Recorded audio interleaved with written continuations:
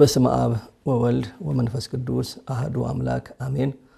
የተወደዳችሁ የእግዚአብሔር ቤተሰቦች የእናታችን የእመቤታችን የንጽሕተ ንጹሐን የቅድስተ ቅዱሳን የድንግል ማርያም ወዳጆች ምእመናን ወምእመናት እንደምን አረፈዳችሁ፣ እንደምን ዋላችሁ፣ እንደምን ሰነበታችሁ። አምላካችን እግዚአብሔር እንደ ኃጢአታችን ብዛት እንደ ሰውነታችን ክፋት ሳይመራመር በይቅርታውና በቸርነቱ ለዚህ ዕለት ስላደረሰን ክብር ምስጋና ይግባው። እንደ አምላካችን እንደ እግዚአብሔር መልካም ፈቃድ ለዛሬ በዮሐንስ ወንጌል ምዕራፍ 3 ላይ ካለው ኃይለ ቃል አንዱ መነሻ አድርገን እንማማራለን። የሚስጥር ባለቤት አምላካችን እግዚአብሔር ሚስጥሩን ጥበቡን ገልጦ እንዲያስተምረን እንዲመክረን ቅዱስ ፈቃድ ይሁንልን። እግዚአብሔርን አጋዥ ሲያደርጉ መማር ማስተማር መጻፍ መደጎስ ማንኛውንም ተግባረ ሥጋም ሆነ ተግባረ ነፍስ ማከናወን አይቻልምና እግዚአብሔርን አጋዥ በማድረግ በሁለት ወገን ድንግል የምትሆን የባህሪያችን መመኪያ የሆነች እመቤታችን በአማላጅነቷ በመተማመን የእግዚአብሔርን ቃል መስማት ማሰማት እንጀምራለን። ልዑል እግዚአብሔር የእያንዳንዳችን ልቦና እንዲከፍትልን ማስተዋሉ እንዲሰጠን ቅዱስ ፈቃድ ይሁንልን። ሰው ዳግመኛ ካልተወለደ ወደ እግዚአብሔር መንግስት ሊገባ አይችልም። ሰው ዳግመኛ ካልተወለደ ወደ እግዚአብሔር መንግስት ሊገባ አይችልም። የዚህ ቃል ባለቤት ወይም ተናጋሪው አምላካችን መድኃኒታችን ኢየሱስ ክርስቶስ ነው። ጌታችን ኢየሱስ ክርስቶስ ዓለምን ለማዳን በሥጋ ተገልጦ በሚያስተምርበት ጊዜ ካስተማራቸው ታላላቅና ዋና ዋና ትምህርቶች አንዱ ምስጢረ ጥምቀትን የሚመለከት ነው።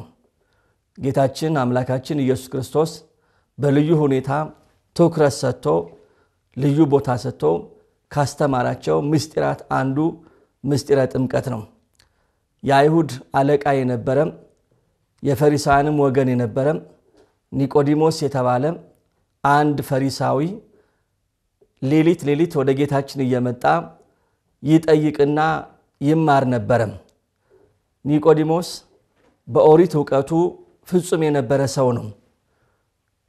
በብሉይ ኪዳን ዕውቀት የማይታማ ዕውቀት የነበረው ሰው ነው። ነገር ግን ያ ዕውቀቱ ሙሉ ማንነት ስላልሰጠው እውነተኛው መምህር እውነተኛው ጌታ በሥጋ መገለጡን ባወቀ ጊዜ ዝናውን ሰምቶ ስለ ክርስቶስ የሚወራውን ሰምቶ ከባለቤቱ ለመማር ሌሊት እየመጣ ከእርሱ ስር ቁጭ ብሎ ይጠይቅና ይማር ነበረ። መተርጉማን እንደሚናገሩት ኒቆዲሞስ በቀን መጥቶ ያልተማረበት ወይም ያልጠየቀበት ምክንያት አይሁድ ክርስቶስን እንደሚጠሉ ስለሚያውቅ እንደሚቃወሙ ስለሚያውቅ ከነሱ ላለመጣላት ከነርሱ የሚደርስበትን ነቀፌታ ስለፈራ ቀን መምጣትን ትቶ ሌሊት እየመጣ መማርን መርጧል። በሌላ መልኩ ደግሞ ቀን እየመጣ ቢማር ኖሮ መምህር ነውና ብዙዎች ይተቹኛል የሚልም ስጋት ነበረበት። ራሱ ሳይማር ሳያደላድል እንዴት እኛን ያስተምረናል ብለው ሌሎች ይተቹኛል ብሎ ስለፈራ ውዳሴ ከንቱን ስለፈለገ ሌሊት እየመጣ ከጌታችን እግር ስር ቁጭ ብሎ ይጠይቅና ይማር ነበረ። ይሄም ብቻ ሳይሆን ሁላችን እንደምናውቀው የቀን ልቡና ባካና ነው፣ አይሰበሰብም።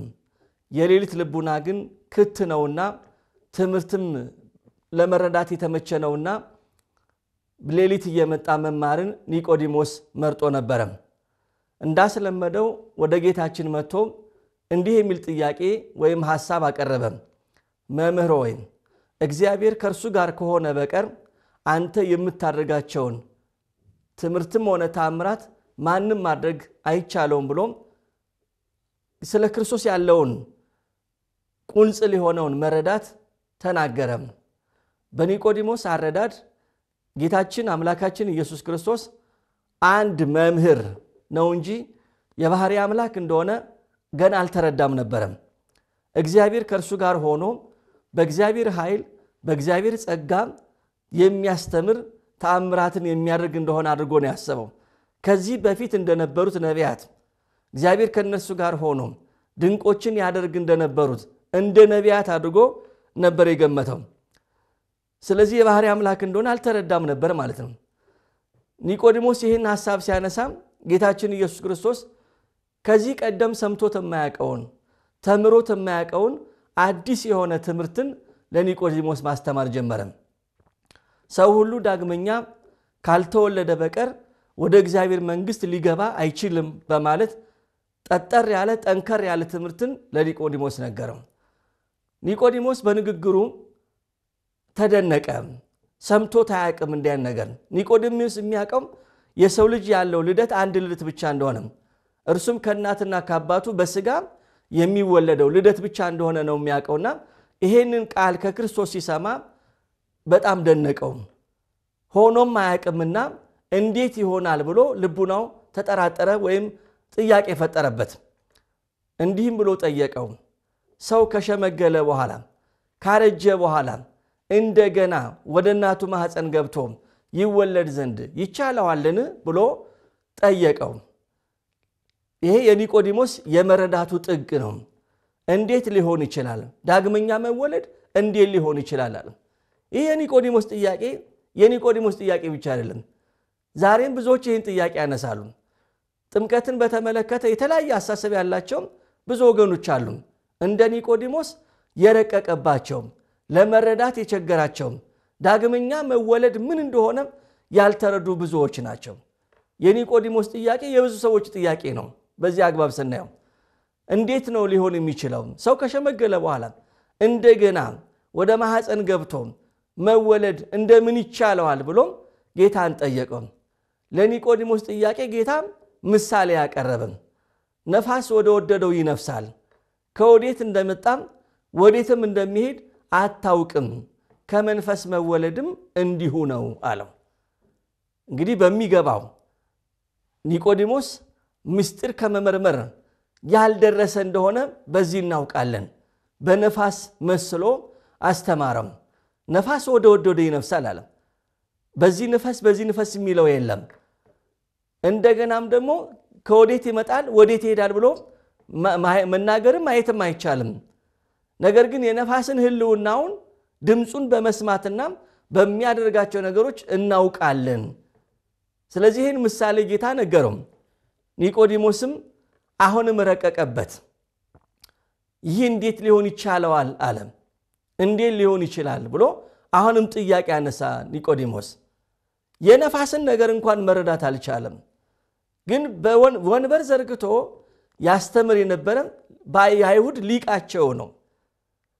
አንዳንድ ጊዜ ተራ የሚመስሉ ቀላል የሚመስሉ ነገሮችን በሚገባ ሳንረዳቸው እናልፋቸዋለን። ኒቆዲሞስ ላይ የምናስተውለው ይህንን ነው። ብዙ ያልተረዳው ነገር እንዳለም ከጌታ ንግግር እንረዳለን። ኒቆዲሞስ እንዴት ሊሆን ይችላል ብሎ አሁንም ድጋሚ ጥያቄ ባነሳ ጊዜ አምላካችን ኢየሱስ ክርስቶስ ተግሳጽ ነው የሰጠው ያቀረበለት። አንተ የአይሁድ መምህር ስትሆን የአይሁድ ሊቃቸው ስትሆን ወንበር ዘርግተህ የምታስተምር ስትሆን ይህንን እንኳን አታውቅም እንዴ አለው። ዓለማዊውን ነገር ምድራዊውን ነገር እንዴት አታውቅም? አንተ መምህር አይደለህም ወይ? የእስራኤል መምህር ስትሆን የእስራኤል ሰባኪ ስትሆን ወንበር ዘርግተህ የምታስተምር ስትሆን ይህን ተራ የሆነውን ነገር እንዴት መረዳት ከበደ ብሎ ገሰጸው። ወደ ልቡ እንዲመለስ አደረገው። ስለ ምድራዊው ነገር ስንነግራችሁ ካላመናችሁ ስለ ሰማያዊ ነገር ብንነግራችሁ እንደምን ታምናላችሁ? እኔ ነገርኩ ስለ ነፋስ ነው። የነፋስን ነገር ካላመንክ ለመቀበል ከቸገረ ምድራዊውን ዓለማዊውን ነገር ስነግርህ መቀበል ከቸገረ ስለ ረቂቁ ልደት ስለ ሰማያዊ ልደት ብነግርህማ እንዴት ልትረዳው ትችላለህ ወይም ትችላላችሁ ብሎ ለኒቆዲሞስ ነገረው። ይህ ምስጢር ታላቅ ምስጢር ነው ክርስቲያኖች። ዳግመኛ የምንወለድበት ምስጢር ታላቅ ምስጢር ነው። ኒቆዲሞስም የጨነቀው ለመረዳት ይሄንን ነው። ክርስቲያኖች ሁለት ልደት እንዳለ እናምናለን። የመጀመሪያው ከእናትና ከአባታችን የምንወለደው የሥጋ ልደት ነው። ይሄ ማንም የሚያደርገው ነው፣ ለሁሉም የተቻለ ነው። ሁለተኛው ልደት ግን መንፈሳዊ ልደት ነው። የሥላሴ ልጅ የምንሆንበት፣ የመንግስቱ ወራሽ የምንሆንበት፣ የስሙ ቀዳሽ የምንሆንበት፣ ከገቡ መውጣት ካገኙ ማጣት የሌለባትን መንግስተ ሰማያትን ለመውረስ የምታስችለን የልጅነት ሀብት ጸጋ ሁለተኛዋ ልደት ናት። ከእናትና ከአባት በሩካቤ በጋብቻ እንወለዳለን። መንፈሳዊ ልደት ግን ረቂቅ ልደት ነው። አንድ አምላክ በሆኑ በአብ በወልድ በመንፈስ ቅዱስም በተባረከ ውሃ ውስጥ ገብተን ስንወጣ ልጅነትን እንደምንቀበል በመንፈስ እንደተወለድን እናምናለን። መወለዳችንን በምንድን ነው የምናረጋግጠው? ስንወለድ አላየንም።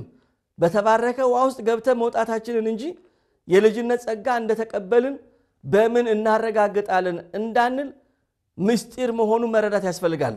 በሃይማኖት መነጽር ካልታየም በስጋዊ አይን ካየነው ልንረዳው አንችልም።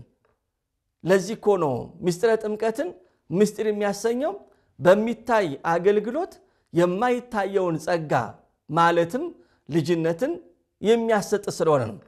አገልጋዩ ካህን ይታያል፣ ጸሎቱ ይሰማል፣ የምንጠመቅበት ውሃ ይታያል፣ ተጠማቂውም ይታያል፣ ስርዓት ሁሉ ሲከናወን ይታያል። ነገር ግን ተጠማቂው ሰው ሃይማኖቱን መስክሮ በሥላሴ አምኖ ተጠምቆ ከውሃው ሲወጣ ከተባረከው ውሃው ሲወጣ ሀብተ ውልድና ስመ ክርስትና መቀበሉን በሃይማኖት ነው እንጂ የምንረዳው በስጋዊ አይን በስጋዊ ጥበብ የምንረዳው አይደለም። ለዚህ ነው ጌታችን ነፋስ ከወዴት እንደሚመጣ ወዴትም እንደሚሄድ አታውቅም ያለው። ይሄን ነው መንፈስ ቅዱስ እንዳደረብን የልጅነት ጸጋ እንደተሰጠን በምንድን ነው የምናውቀው ብንል በሚያሰራን ስራ ነው። ነፋስን በስራው እንደምናውቀው በድምፁ እንደምናውቀው ትቢያውን ሲበትነው ዛፉን ሲያንቀሳቅስ ህልውናውን በዛ እንደምናውቅ ሀብተ ውልድና ስመ ክርስትና እንደተሰጠንም ልጅነት እንደተቀበልንም መንፈስ ቅዱስ በሚያሰራን ስራ እንረዳዋለን ማለት ነው። ይህ ምስጢር ታላቅ ምስጢር ነው። የእግዚአብሔር ልጆች መሆን የሚቻለው የመንግስተ ሰማያት ወራሽ መሆን የሚቻለው በጥምቀትና በጥምቀት ነው። ያለ ጥምቀት ዘላለማዊ ሕይወት ዘላለማዊ ድህነት ማግኘት አይቻልም። በማመን ብቻ ቃሉን በመስማት ብቻ ወንጌል በመማር ብቻ የዘላለም ሕይወትን አገኛለሁ ብሎ የሚያምን ሰው ደካማ ሕሊና ያለው ሰው ነው። ከወንጌል ጋራም ይጣላል። በመጽሐፍ ቅዱስ በግልጽ ተጽፎ በጌታችንም ሆነ በሐዋርያት ተጽፎ እንደምናነበው ተነግሮ እንደምናየው አንድ ሰው ለመዳን ከሚያስፈልጉት መሰረታዊ ነገሮች አንዱ አምኖ መጠመቅ ነው። አንዳንድ ወገኖቻችን ድህነት በማመን ብቻ እንደሆነ አድርገው በማሰብ ጥምቀትን ችላ ሲሉ ሲቃወሙ ሲያጣጥሉ አስፈላጊ እንዳልሆነ ሲናገሩ እንሰማለን። ይሄ በቀጥታ መጽሐፍ ቅዱስን መቃወም ነው። የምንጠመቀው ለመዳን ሳይሆን ስለ ዳንን ነው የምንጠመቀው የሚል ከመጽሐፍ ቅዱስ የሌለ ተራ የሆነ ፍልስፍና የሚናገሩ አሉ። ለመዳን እንጠመቃለን እንጂ ስለ ዳንን አይደለም የምንጠመቀው። መጽሐፍ ቅዱስ ያመነ ይድናል አይደለም ያለው፣ ያመነ የተጠመቀ ይድናል ነው የሚለው። የማርቆስ ወንጌል ምዕራፍ 16 ቁጥር 16 ላይ ያመነ የተጠመቀ ይድናል። ድህነተ ነፍስ ማግኘት የሚቻለው የዘላለምን ሕይወት መቀበል የሚቻለው ርስት መንግስተ ሰማያትን መውረስ የሚቻለው እግዚአብሔርን አባት ብለን መጥራት የምንችለው በጥምቀት ስንወለድ ብቻ ነው። ያልተጠመቀ ሰው ክርስቲያንም ሊሆን አይችልም። ያልተጠመቀ ሰው እግዚአብሔርን አባቴ ብሎ ሊጠራው አይችልም።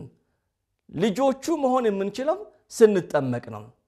ስለዚህ ለኒቆዲሞስ ታላቁን ምስጢር ነው የነገረው። ያለ ጥምቀት መዳን እንደማይቻል። አንድ ሰው ዳነ እኮ የሚባለው መንግስተ ሰማያት ሲገባ ነው። ከመንግስተ ሰማያት ውጪ ከሆነ ከመንግስተ ሰማያት በአፋ ከሆነ ድኗል እንዴት ይባላል? ለዚህ ነው ጌታችን እኮ ሰው ሁሉ ዳግመኛ ከውሃና ከመንፈስ ካልተወለደ ወደ እግዚአብሔር መንግስት ሊገባ አይችልም ነው ያለው።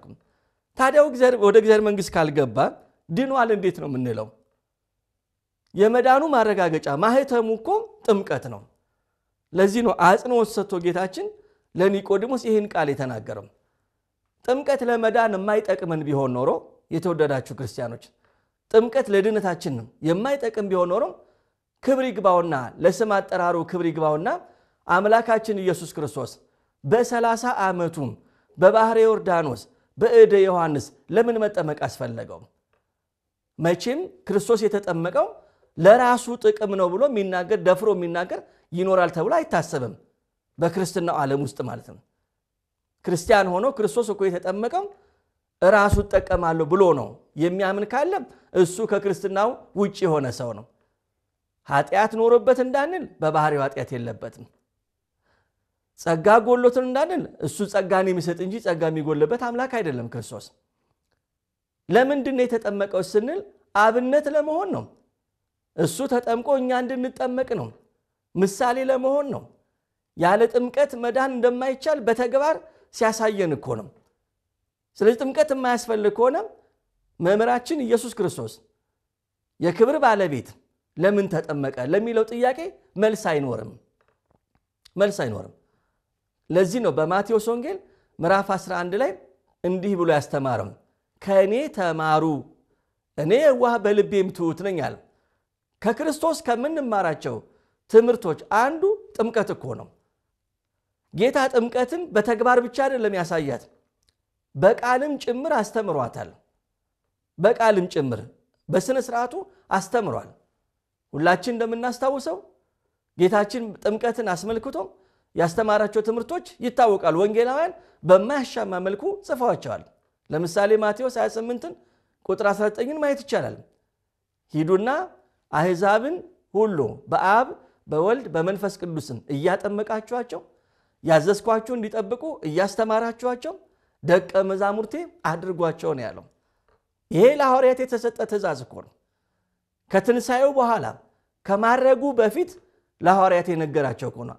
አስተምሩ፣ አጥምቁ፣ አስተምሩ አሕዛብን ሁሉ አረማውያንን ሁሉ በሱ ያላመኑትን አሳምነው እንዲያጠምቁ ሐዋርያት ታዘዋል። ጥምቀት የማያስፈልግ ቢሆን ኖሮ ለአባቶቻችን ለቅዱሳን ሐዋርያት ይሄ ትእዛዝ ይሄ መመሪያ ባልተሰጣቸውም ነበር። እንደገና በማርቆስ 16 ቁጥር 16 ላይ ቅድም እንደጠቀስነው ያመነ የተጠመቀ ይድናል። ድነት ነው ተመልከቱ። ያመነ ይድናል አይደለም ያለው። ያመነ የተጠመቀ ይድናል፣ ያላመነ ግን ይፈረድበታል። ምክንያቱም እምነት መሰረት ስለሆነ መጀመሪያ ለመጠመቅ አዋቂም ሆነ ሕፃናት አምነው ነው የሚጠመቁት። አዋቂዎች ሃይማኖታቸውን በአንደበታቸው መስክረው ይጠመቃሉ። ሕፃናት ደግሞ በቤተሰቦቻቸው መስክረው ይጠመቃሉ። ስለዚህ ያመነ የተጠመቀ ምን ይላል? ይድናል። ይሄ አምላካዊ ቃል ነው። ረዘመ ብለን አናሳጥረውም፣ አጠረ ብለንም አናስረዝመውም። የምንድንበት የሕይወታችን ቃል ነው። ይሄ እኮ ከክርስቶስ የተማርነው ነው። ለመዳን ከሚያስፈልጉ ነገሮች አንዱ ጥምቀት እንደሆነ በዚህ መልኩ አስቀምጧል። ሌላው ራሱ ቅድም አሁን ርዕስ አድርገን ያነሳነው ለኒቆዲሞስ ያስተማረው ትምህርት በቂ ማስረጃ ነው።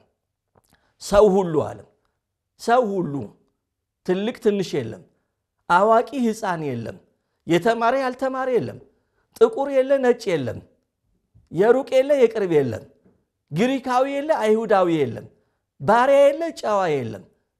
ሁሉም ሰው ሁሉ ነው ያለው። ሰው ሁሉ ባሪያ ሥላሴ የተፈጠረ ሰው ሁሉ ዳግመኛ ከውሃና ከመንፈስ ካልተወለደ ወደ እግዚአብሔር መንግሥት ሊገባ አይችልም ማለት። ስለዚህ የእግዚአብሔር መንግሥት መውረስ የሚቻለው መዳን የሚቻለው በጥምቀት ስለሆነ አምላካችን ኢየሱስ ክርስቶስ ጥምቀትን ርዕስ አድርጎ አስተምሯታል። ቅዱሳን ሐዋርያትም ቢሆኑ ከመምህራቸው ከኢየሱስ ክርስቶስ እግር ስር ቁጭ ብሎ እንደመማራቸው መጠን ጥምቀትን ችላ አላሏትም። ለጥምቀትን ቦታ ሰጥተዋል። ለመዳን ከሚያስፈልጉ ነገሮች አንዱ ጥምቀት መሰረታዊ ጉዳይ እንደሆነ በስብከቶቻቸው በትምህርታቸው ሁሉ ማየት ይቻላል። ለምሳሌ ሐዋርያት ካስተማሩ በኋላ ሕዝቡን እንዲሁ አይበትኑም ነበርም። ካሳመኑ በኋላ ያጠምቁ እንደነበርም በግልጽ ተጽፎ ነው የምናየው። ምሳሌዎችን ማንሳት እንችላለን። ለምሳሌ የሐዋርያት ሥራ ምዕራፍ 2 ማየት እንችላለን። ቅዱስ ጴጥሮስ ሕፃናትና ሴቶች ሳይቆጠሩ 3000 ምዕመናን ፊት ቆሞ ወንጌልን ከሰበከላቸው በኋላ ሕዝቡም ልባቸው ተነካ ይላል። ምን እናርግ አሉት። ምን እናርግ ሲሉት ካመናችሁ በቂ ነው፣ በሰላም ወደ ቤታችሁ ግቡ አይደለም ያላቸው። እያንዳንዳችሁ ኃጢአታችሁ ይሰረይላችሁ ዘንድ በጌታችን በኢየሱስ ክርስቶስም ተጠመቁ ነው ያላቸው። ተጠመቁ። 3000 ሰዎችን አጥምቋል ቅዱስ ጴጥሮስ። ቆርኔሌዎስንም የሐዋርያት ሥራ ምዕራፍ 10 ላይ ከነ ቤተሰቡ አጥምቋል ቅዱስ ጴጥሮስ። ቅዱስ ጳውሎስም ሊዲያን ከነ ቤተሰቦቿ የእስር ቤት ጠባቂውን ከነ ቤተሰቦቹ እንዳጠመቀ በሐዋርያት ሥራ ምዕራፍ 16 ላይ በግልጽ ተጽፎ እናያለን እናነባለን። ጥምቀትን የሚቃወም ሰው የሚቃወመው ስለ ጥምቀት ያስተማረውን ክርስቶስን ነው። ከልጅነት ውጪ ነው የሚሆነው። አትጠመቁ ጥምቀት አያድንም የሚል ሰይጣናዊ ትምህርት ነው። ክርስቶስ ካስተማረው ትምህርት ውጪ ነው የሚሆነው። ስለዚህ ኦርቶዶክሳውያን ክርስቲያኖች እኛ የምንሰማው የእረኛችንን የእውነተኛውን እረኛችንን የክርስቶስን ድምጽ ነው። በጎቼ ድምጼን ይሰማሉ ይከተሉኛል እንዳለ የምንሰማውን ማወቅ አለብን። ድምጹን መለየት አለብን። ይሄ ትምህርት የማን ትምህርት ነው? ተጠመቁ የሚለው የማን ትምህርት ነው? አትጠመቁ ጥምቀት አያድንም የሚለው የማን ትምህርት ነው የሚለውን በሚገባ ማስተዋል ይኖርብናል። ሰው ሁሉ ዳግመኛ ከውሃና ከመንፈስ ካልተወለደ ወደ እግዚአብሔር መንግሥት ሊገባ አይችልም። የተጠመቅን ክርስቲያኖች ሀብተ ወልድና ስመ ክርስትና ያገኘን ክርስቲያኖች ልጅነታችን አናቃለውም። በነፃ ስለተሰጠን ያለ ዋጋ ስላገኘነው ልጅነታችንን አናቃለው አንናቀውም። እንደ ኤሳው አንሁን። ኤሳው ብኩርናውን በቀላል በምስር ወጥ ነው የሸጣት እኮ። ዛሬ እንዲሁ በተራ ምክንያት ማተባቸውን የሚበጥሱ አሉ። ስመ ክርስትናቸውን የሚለውጡ አሉ። ከልጅነት የሚወጡ አሉ። ከግንዱ ከሕይወት ግን ከኢየሱስ ክርስቶስ ተለይተው የሚወጡ አሉ። አዎ ተቆርጦ የሚወድቁ አሉ። ሃይማኖትን መካድ ቀላል ሊሆን ይችላል። መመለስ ግን ከባድ ነው። አዳም ከገነት ለመውጣትና ልጅነቱን ለማጣት ጥቂት ደቂቃዎች ብቻ ነበር የበቁት። እንደገና ወደ ገነት ለመግባት ግን ዋጋ አስከፍሎታል። 5500 ዘመን ዋጋ ከፍሏል አዳም። ዛሬ ሃይማኖት መቀየር ልብስ እንደመቀየር ቀላል የሚመስላቸው ሰዎች አሉ። የሚያስከፍላቸውን ዋጋ የማይረዱ ብዙዎች ናቸው። ስለዚህ ክርስቲያኖች ያለ ዋጋ በነፃ የተሰጠንን የልጅነት ጸጋ አናቃለው አንጣለው። ከጣልነው በኋላ ግን ከልጅነት ከወጣን በኋላ ግን በዲያብሎስ ቁጥጥር ስር ከወደቅን በኋላ ግን ተመልሰን ልጅነትን ለማግኘት ብዙ ዋጋ ያስከፍላል። ኤሳው እኮ ብኩርናውን ከለወጠ በኋላ ከሸጣት በኋላ እጅግ ታላቅ ለቅሶ አለቀሰ። ነገር ግን መልሶ ሊያገኛት አልተቻለውም። ዛሬ ከልጅነት የሚያስወጡ ብዙዎች ናቸው። እያባበሉ በልዩ ልዩ ማታለያ ማተብ የሚያስበጥሱ ክርስትናን የሚያስለውጡ ከሥላሴ ልጅነት የሚያወጡ ብዙዎች አሉ። ብዙ መሰናክሎች አሉ። ጠንክረን እነዛን መሰናክሎች በማለፍ በሃይማኖት ጸንተን በሥላሴ ልጅነት ታምነን እስከ መጨረሻው ጸንተን መንግስቱን ለመውረስ መዘጋጀት መቻል አለብን። ለዚህም እንድንበቃ አምላካችን እግዚአብሔር ቅዱስ ፈቃድ ይሁንልን። አምላካችን ልዑል እግዚአብሔር ንስሐ ገብተን ቅዱስ ሥጋውን ክቡር ደሙን ተቀብለን በተዋህዶ ሃይማኖት በሥላሴ ልጅነት በቅድስት ቤተክርስቲያን እስከ መጨረሻው ቅታ ጸንተን መንግስቱን ለመውረስ ስሙን ለመቀደስ ያብቃን። ይቆየን።